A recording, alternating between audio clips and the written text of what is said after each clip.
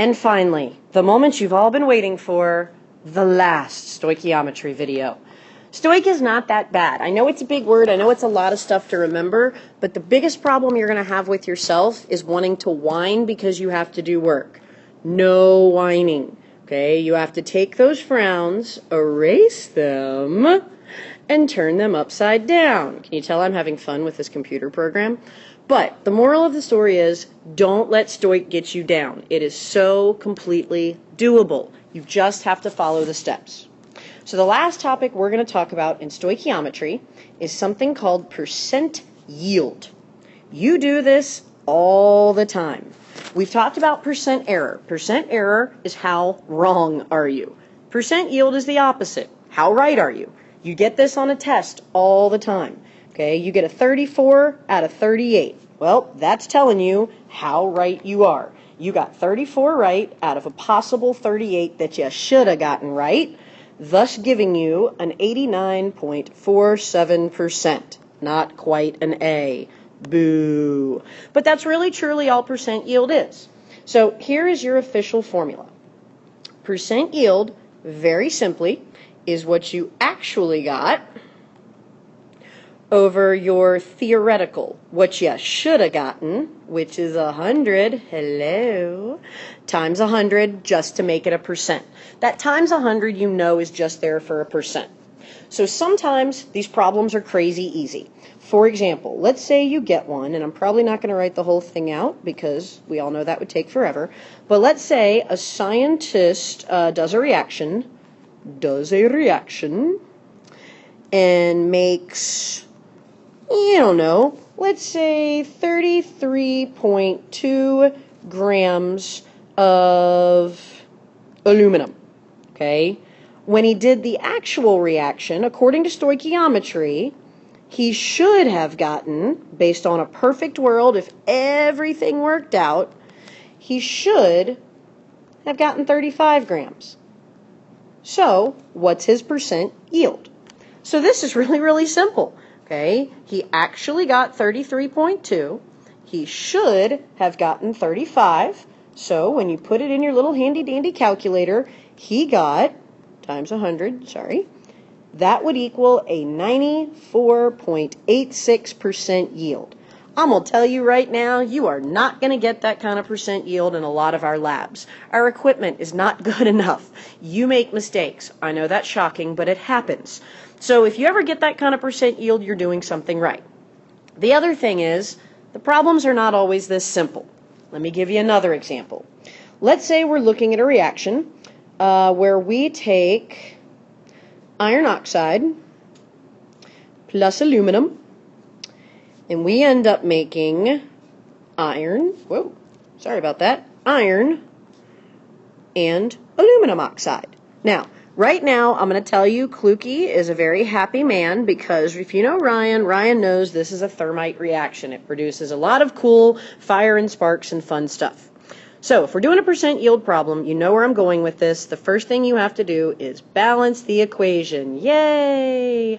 So to balance this equation, I'm going to start looking side to side. Okay, I need a 2 over here.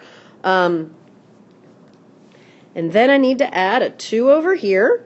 So 2 irons, 3 oxygens, 2 aluminums. Hooray! I'm balanced. Must have a balanced equation. The problem may look like this. A scientist starts with, I'm going to give you a random number. We're going to say 86 grams of iron oxide. It's iron 3 oxide for the record. After his reaction, so we'll put after reaction, he has 0.4 grams of solid iron. Okay, that's what he did. What is his percent yield? This is the kind of question you're going to get. So I know you. I know what you want to do. You're like, ooh, I have 2 numbers. I'll just stick one over the other and call it a day. That's nice. You can't do that. This number applies to iron oxide.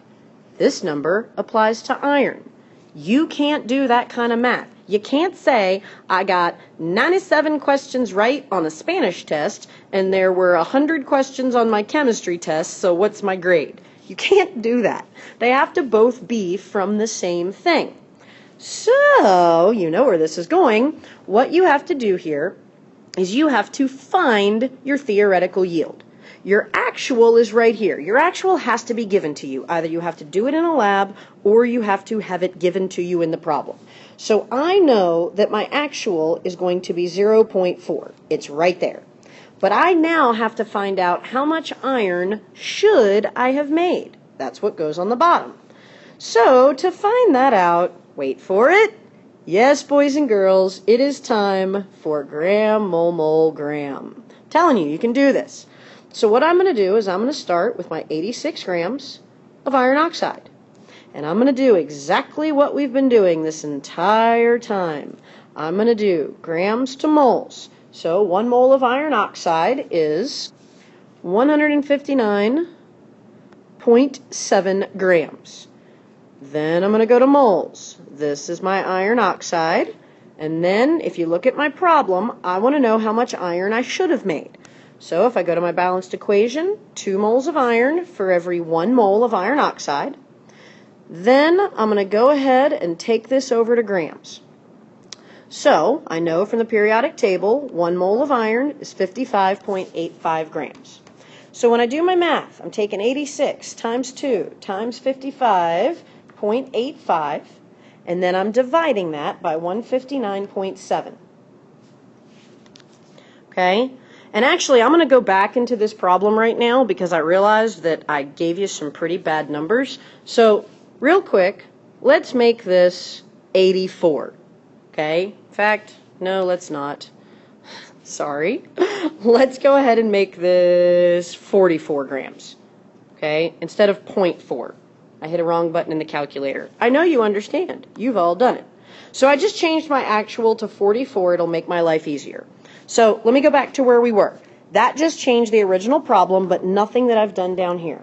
When I calculate this out, I get 60.15 grams of iron. So if I start with 86 grams of iron oxide, I'm going to make 60 grams of iron. This is my theoretical yield. In a perfect world with perfect equipment and perfect measurements, that's what I should get. So that's what goes on the bottom here as my theoretical, 60.15. You see why I changed the original 0.4. So to calculate my percent yield, now I'm back over here to this again. 44, that's what I actually got.